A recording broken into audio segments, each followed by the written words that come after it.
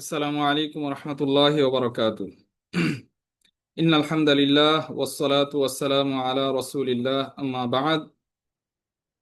আমাদের নিয়মিত দর্সুল কোরআন এর আয়োজনে সবাইকে আন্তরিক মোবারকবাদ এবং শুভেচ্ছা জানাচ্ছি। আজ আমরা সূরাতুল বাকারার পঞ্চম আয়াত উলাইকা আলা হুদাম মির রাব্বিহিম ওয়া উলাইকা হুমুল মুফলিহুন, এই আয়াত নিয়ে আলোচনা করব ইনশাআল্লাহ। প্রথমে আমরা এই আয়াতের কিছু শব্দ নিয়ে কথা বলবো। এরপরে এই আয়াতের সাথে পূর্ববর্তী আয়াতগুলোর বা পূর্ববর্তী আয়াতের আসলে কি মুনাসাবাত, কি সম্পর্ক, সেই বিষয়টা নিয়ে আলোচনা করার চেষ্টা করবো ইনশাআল্লাহ। তো প্রথমে আসি। প্রথমে যে শব্দটা সেটা হচ্ছে উলাইক। উলাইকা এটা ইসমুল ইশারা আমরা জানি, এবং ইসমুল ইশারা এটা দূরবর্তী বোঝানোর জন্য ব্যবহার করা হয়। তো এখানে আসলে এই আয়াতে উলাইকা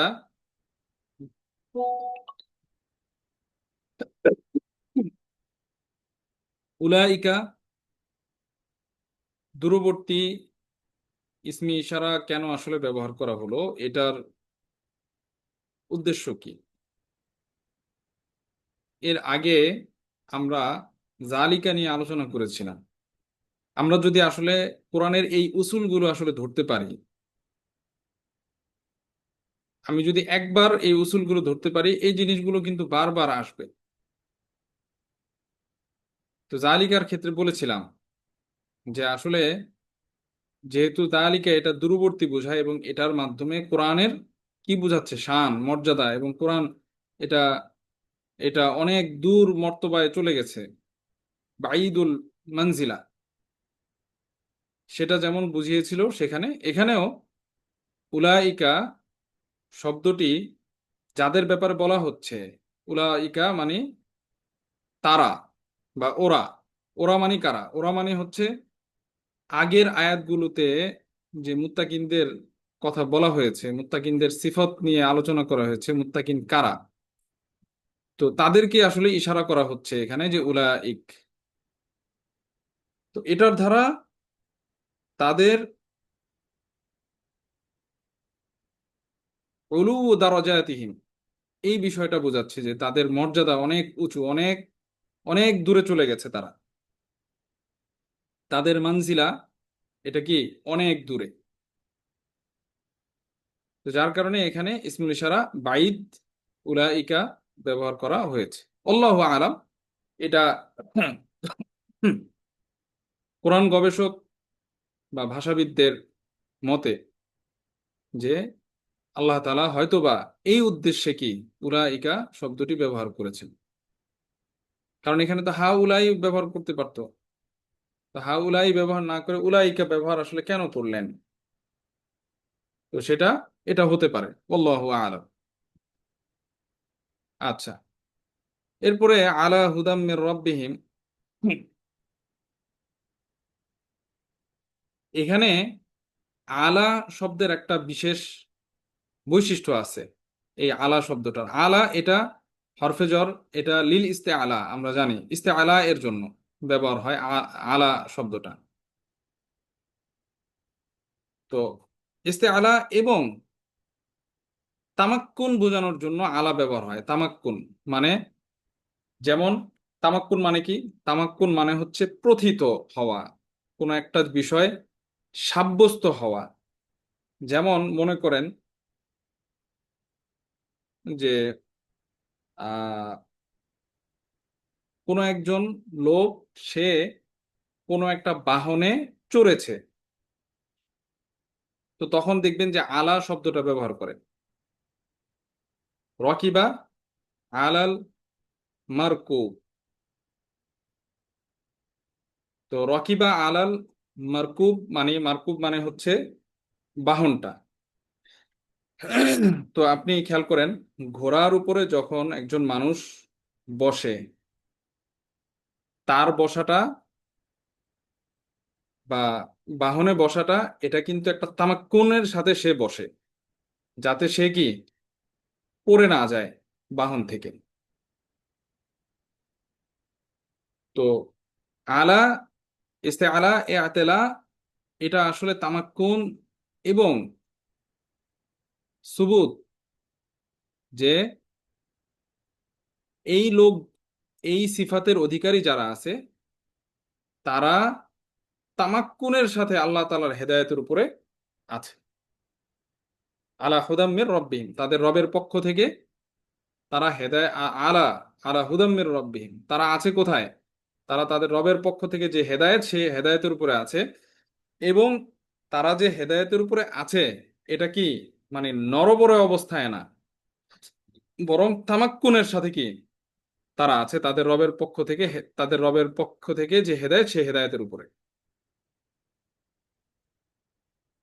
তো এটা আলা শব্দের একটা বিশেষ মানে খসুসিয়াত বা বৈশিষ্ট্য। এরপরে যদি আমরা আসি হুদা, হুদা শব্দের আহ অর্থ নিয়ে আমরা আলোচনা এর আগেও আমাদের গিয়েছে হুদা। তো এখানে আমাদের একটা বিষয়, সেটা হচ্ছে যে হুদা শব্দটাকে এখানে নাকেরা হিসেবে আনা হয়েছে। তো নাকেরা হিসেবে আনার মাঝে দুই ধরনের বিষয় থাকতে পারে। একটা হচ্ছে যে আমরা বলেছি যে যেহেতু নাকেরা, আর নাকেরা ধারা উদ্দেশ্য হয় অমুম, তো এবং তার পাশাপাশি আজমত উদ্দেশ্য হয় নাকেরার ধারা, মানে বিষয়টা অনেক মহান এবং অনেক বড় একটা বিষয়। মানে আল্লাহ তাআলার পক্ষ থেকে যে হেদায়েতটা, সেই হেদায়েতটা কি অনেক বড় একটা বিষয়, যে এটার হাকিকত আপনি বুঝতে পারবেন না, আমি বুঝতে পারবো না, মানে আমরা এর হাকিকত বুঝতে পারবো না। কারণ মারেফা মানে তো বিষয়টা নির্দিষ্ট, কিন্তু নাকেরা যখন হবে তখন সেটা অনির্দিষ্ট। আল হুদা আর হুদা, আল হুদা বললে তখন কি এটা একটা নির্দিষ্ট কোনো হেদায়েত হবে।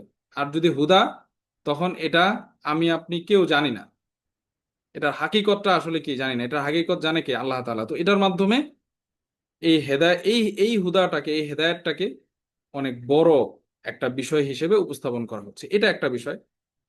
আরেকটা বিষয় হচ্ছে যে একদম শুরুর দিকে যে বলে আসলো যে হুদাল্লিল মুত্তাকিন, যে কোরআন এটা মুত্তাকিনদের জন্য হেদায়েত। তো মুত্তাকিনদের জন্য যে হেদায়েত, ওই হেদায়েতটা আর রবের পক্ষ থেকে যে হেদায়েতটা, এই দুই হেদায়েতের মাঝে আসলে পার্থক্য আছে। ওই যে হেদায়েতের যে দুইটা অর্থ, ওইটা যদি খেয়াল করেন, কারণ কারণ ওইখানে হেদায়েতটাকে ইসনাদ করা হচ্ছে কার কার সাথে? হেদায়েতটাকে ইসনাদ করা হচ্ছে মাখলুকের সাথে। আমরা বলেছিলাম যে হেদায়েত, যখন হেদায়া এটা কি মাখলুকের সাথে ইসনাদ হবে, তখন তার অর্থ কি হবে? তখন সেটা হবে হেদায়েতুস সাবাব, বা সেটা হবে কি বায়ান বা পথ প্রদর্শন, এটা হয়। তো আল্লাহ তাআলা কোরআনের মাধ্যমে আহ মুত্তাকিনদেরকে হেদায়েত করতেছেন। তো এটা হচ্ছে হেদায়েতুস সাবাব, যে কোরআন মানুষকে কি সঠিক পথের দিশা দিচ্ছে, বা সঠিক পথে পথ প্রদর্শনের বিষয়টাকে বর্ণনা করতেছে। আর এখানে হেদায়েতটাকে ইসনাদ করা হয়েছে কার সাথে? রবের সাথে, আল্লাহ তাআলার সাথে। আমরা জানি হেদায়েতকে যখন আল্লাহ তাআলার সাথে ইসনাদ করা হয়, তখন সেটার অর্থ কি হয়? তখন সেটার অর্থ হয় হচ্ছে হেদায়েতুত তাওফিক। তো ওইটা হুদাল্লিল মুত্তাকিন, ওইটা হচ্ছে হেদায়েতুস সাবাব। আর এখানে হুদাম্মির রব্বিহিম, এটা কি হেদায়েতুত তাওফিক। তো মানে সে এই সিফতের অধিকারী যারা হবে, বা এই সিফাতের অধিকারী যারা, তারা তাদের রবের পক্ষ থেকে হেদায়েত, কোন হেদায়েত? হেদায়েতুত তাওফিক। তার মানে কি যে, এবং আবার আলা শব্দ ব্যবহার করছে। প্রত্যেকটা শব্দের গাঁথুনির দিকে যদি আপনি খেয়াল করেন, তাহলে আয়াতের আসলে মূল যেই মুরাদ আল্লাহু আলাম, সেটা আমাদের সামনে আসবে। যে আলা শব্দ ব্যবহার করার মাধ্যমে তাদের হেদায়েতের উপরে তাদের তামাক্কুন বুঝাচ্ছে। আবার রবের দিকে হেদায়েতকে ইসনাদ করে, এই হেদায়েতটা হেদায়েতুত তাওফিক, মানে হেদায়েতুত তাওফিক মানে এই হেদায়েত থেকে তাদের বিচ্যুতি ঘটবে না। তো এটা হচ্ছে এই হুদা শব্দটাকে নাকেরা নেওয়ার মাঝে এই ধরনের কি থাকতে পারে, উদ্দেশ্য হতে পারে, আল্লাহু আ'লাম। তো উলাইকা আলা হুদাম মির রাব্বিহিম। এরপরে আমরা আসি ওয়া উলাইকা হুমুল মুফলিহুন। আমরা যদি এখানে খেয়াল করি তাহলে দেখব যে উলাইকাকে দুইবার আনা হয়েছে, তাকরার। এখন এই তাকরারটা আসলে কেন হলো, আপনি যদি খেয়াল করে দেখেন, আপনি দ্বিতীয় যে উলাইকা আছে সেই উলাইকাকে যদি আপনি দেখেন, যে যদি মনে করেন যে এখানে নাই, তাহলে কিন্তু বাক্য হয়ে যাবে উলাইকা আলা হুদাম মির রাব্বিহিম ওয়া হুম আল মুফলিহুন, ওয়া হুমুল মুফলিহুন। ব্যাকরণগত দৃষ্টিকোণ থেকে মানে এটা কিন্তু হয়ে গেছে, কোনো সমস্যা নাই। কিন্তু তারপরেও আসলে উলাইকাকে কেন এখানে উল্লেখ করা হলো? আপনারা যারা বালাগাত করেছেন জানেন, বালাগাতের মধ্যে একটা অধ্যায় আছে যেটাকে বলে কি যিকরুল মুসনাদিলাই। যিকরুল মুসনাদিলাই, যিকরুল মুসনাদিলাই মানে কি? মুসনাদিলাই মানে মুক্তাদা। তো মুক্তাদাকে যেখানে হযফ করা যায়, তারপরেও মুক্তাদাকে জিকির করা হচ্ছে, মানে বাক্যে উল্লেখ করা হচ্ছে। তার মানে এখানে কি আছে, এই উল্লেখটার মাঝে কোনো একটা সির আছে, কোনো একটা উদ্দেশ্য আসলে আছে। কারণ যেখানে হযফ করা যাচ্ছে, হযফ করলে কোনো সমস্যা নাই, তারপরেও মুক্তাদাটাকে উল্লেখ করা হচ্ছে, তার মানে অবশ্যই কি আছে, এখানে কোনো উদ্দেশ্য থাকে। তো যারা আহ বালাগাত আমরা পড়েছি, ইলমুল মাআনিতে যিকরুল মুসনাদ দিলেই ওখানে দেখবেন যে মুক্তাদাকে কেন মানে উল্লেখ করা হয়, মানে উল্লেখ না করলেও হয়, হযফ করলে হয়, কিন্তু তারপরেও কি উল্লেখ করা হচ্ছে বালাগী কারণে। এটার একটা বিশেষ মানে উদ্দেশ্য হচ্ছে মাজিদ মিনাল ইনায়া, মানে যাদের ব্যাপারে বলা হচ্ছে তাদের বিষয়টাকে, তাদের শানকে আরো বেশি বাড়ানো উদ্দেশ্য, জিয়াদা হচ্ছে উদ্দেশ্য। তো যার কারণে এখানে মুক্তাদাকে হযফ করা যায়, কিন্তু তারপরেও কি উল্লেখ করা হয়েছে, এটা একটা বিষয়। আরেকটা বিষয় হচ্ছে যে এখানে কিন্তু যাদের এই সিফতগুলো থাকবে মুত্তাকিনদের, তাদের ব্যাপারে দুইটা কেমন যেন সুসংবাদ, হ্যাঁ দুইটা সুসংবাদ আল্লাহ তাআলা দিচ্ছেন। একটা হচ্ছে যে তারা তাদের রবের পক্ষ থেকে হেদায়েতের উপরে আছে, আরেকটা হচ্ছে তারা সফল কাম। তো কেমন যেন দুইটা এই মানে আল্লাহ তাআলার পক্ষ থেকে যে নেয়ামত বা যেই দুইটা নতিজা, এই দুইটা নতিজাকে আলা হিদা বুঝানো, মানে আলাদা আলাদা দুইটা মুস্তাকিল আল্লাহ তাআলার পক্ষ থেকে কি নেয়ামত, যার কারণে এখানে মানে উলাইকাটাকে কি তাকরার করা হয়েছে।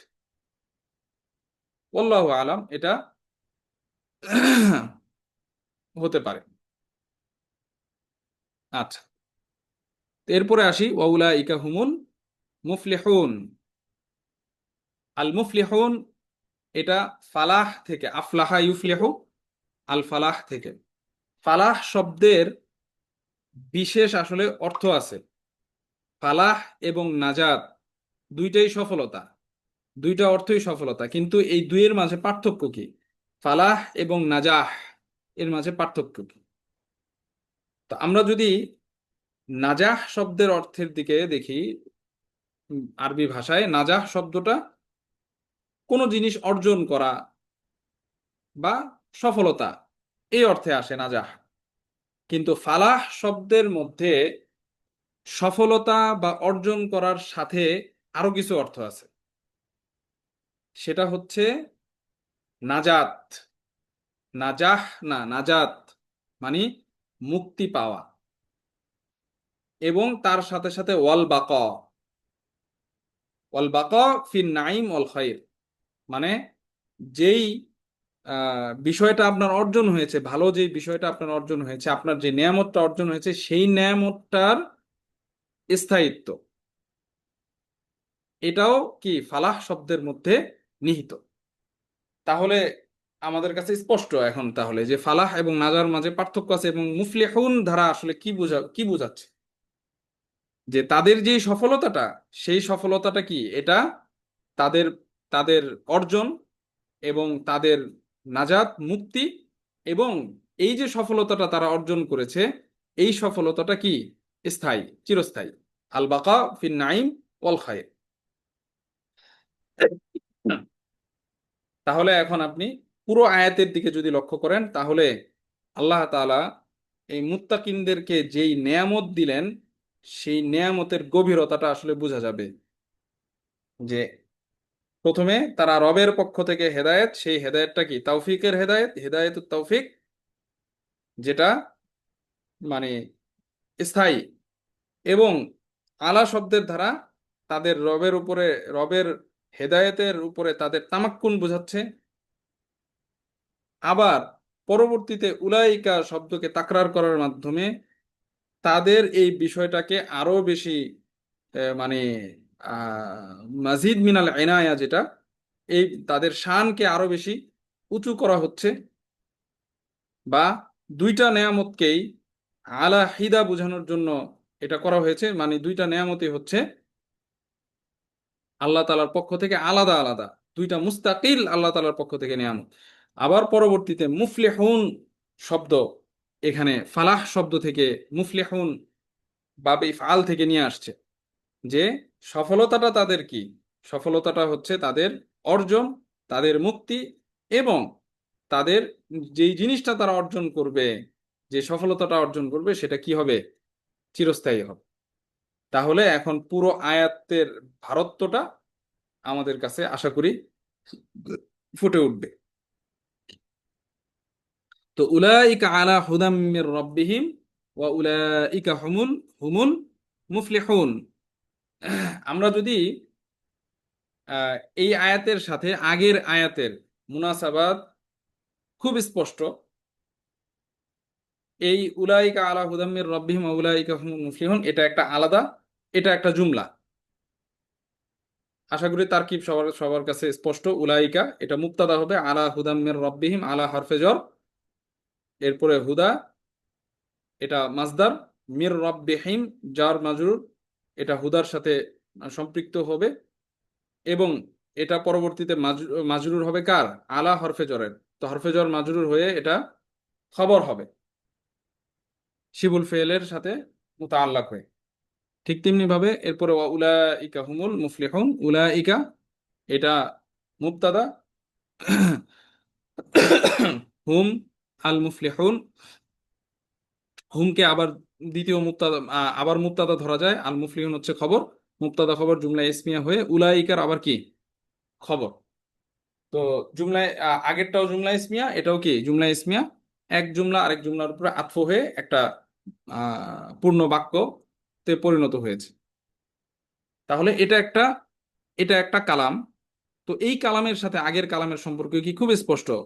আমরা যদি খেয়াল করি, আল্লাহ তাআলা আলিফ লাম মিম বলার পরে দালিকাল কিতাবুল লা রাইবা ফি, এই যে শুরু করলেন একটা কালাম, আল্লাহ তাআলা কথা শুরু করেছিলেন, তার কিতাবের কথা বলতেছেন, তার কিতাবের পরিচয় দিচ্ছেন, কিন্তু তার কিতাবের কিন্তু পরিচয় দিচ্ছেন যে তার কিতাবটা কি, তাতে কোনো সন্দেহ নাই। এবং তার কিতাবটা, ওই কিতাবটা কি, এটা মুত্তাকিনদের জন্য হেদায়েত।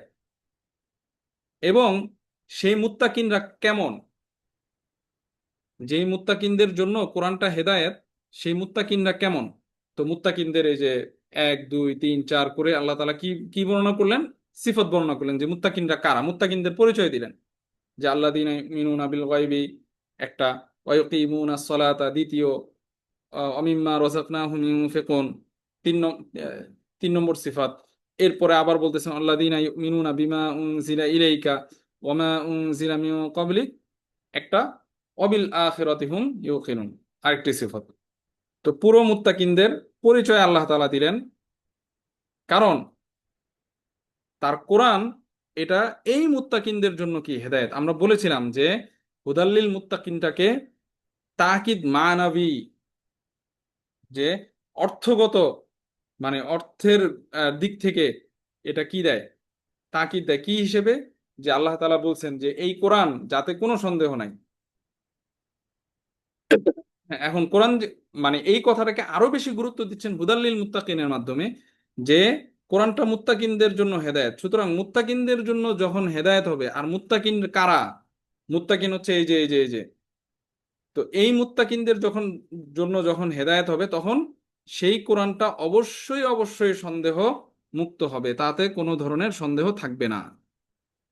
আচ্ছা, এখন এই মুত্তাকিনদের পরিচয় বর্ণনা করার পরে আল্লাহ তাআলা তাদের তাদের নতিজা বলতেছেন, যে আচ্ছা ঠিক আছে, কেমন যেন মানে প্রশ্নটা এমন, আচ্ছা মানে আমরা জানলাম যে মুত্তাকিনরা এরকম, তো সেই মুত্তাকিনদের ফলাফল কি? তারা তাদের রবের পক্ষ থেকে কি পাবে? তো আল্লাহ কেমন যেন আমাদেরকে বলতেছেন যে উলাইকা আলা হুদাম মির রাব্বিহিম ওয়া উলাইকা হুমুল মুফলিহুন, যে এরা কি তাদের রবের পক্ষ থেকে যে হেদায়েত, তার রবের হেদায়েতের উপরে তারা আছে, এবং তারা কি, তারা অবশ্যই সফল কাম। তো আগের কথার নতিজা, কেমন যেন ফলাফল আল্লাহ তাআলা দিচ্ছেন, মুত্তাকিনদের নতিজা আল্লাহ তাআলা বর্ণনা করতেছেন। এবং এই কথাটা এর আগে বলেছিলাম আমরা, যে কোরআনের একটা বিশেষ বৈশিষ্ট্য হচ্ছে যে কোরআন এই মুত্তাকিনদের কথা যখন আনবে, তখন তাদের ফলাফল, তাদের নতিজার কথা বলবে। যখন কাফেরদের কথা আনবে, মুনাফিকদের কথা আনবে, তখন তাদের নতিজার কথা বলবে। আবার কোরআন যখনই আযাব, এই সমস্ত কথা মানে আলোচনা করবে, তার সাথে সাথেই আবার রহমতের কথা বলবে। জাহান্নামের কথা বললে জান্নাতের কথা বলে দিবে, যাতে বান্দা কি না হয়, মায়ুস না হয়, হতাশ যাতে বান্দা না হয়। এই জন্য তো আশা রাখি আমরা এই পর্যন্ত যে আয়াত, সূরা বাকারার যে 5টি আয়াত আমরা আলোচনা করতে সক্ষম হয়েছি। আশা করি আমরা এই পর্যন্ত বুঝে আসছি আমাদের শুরু থেকে শেষ পর্যন্ত প্রথম 5 আয়াতের আসলে অবস্থাটা। তো এখানে আল্লাহ তাআলার মানে এক সিনফ, আল্লাহ তাআলা সূরা বাকারাটা শুরু করেছেন তার কিতাবের কথা বলে, এরপরে মানুষের মধ্য থেকে 3 ধরনের মানুষ আছে, আসনাফ সালাসা। এই 3 ধরনের মানুষ নিয়ে আল্লাহ তাআলা আলোচনা করবেন। এর মধ্যে প্রথম সিনফে আউয়াল, তারা হচ্ছে কি মুত্তাকিন মুমিন, তাদের নিয়ে আলোচনা করেছেন। বাকি যেই 2 সিনফ আছে, সেই 2 সিনফ নিয়ে আল্লাহ তাআলা এই যে পরবর্তী ইন্নাল্লাযীনা কাফারু, এখান থেকে আলোচনা শুরু করবেন। এবং সেখানেও তাদের পরিচয় দিয়ে আল্লাহ তাআলা তাদেরও নতিজা বর্ণনা করবেন। তো ইনশাল্লাহ আমরা আগামী মজলিসে পরবর্তী আলোচনা করব। ওমা তাওফীকি ইল্লা বিল্লাহ। আসসালামু আলাইকুম ওয়া রাহমাতুল্লাহি ওয়া বারাকাতুহু।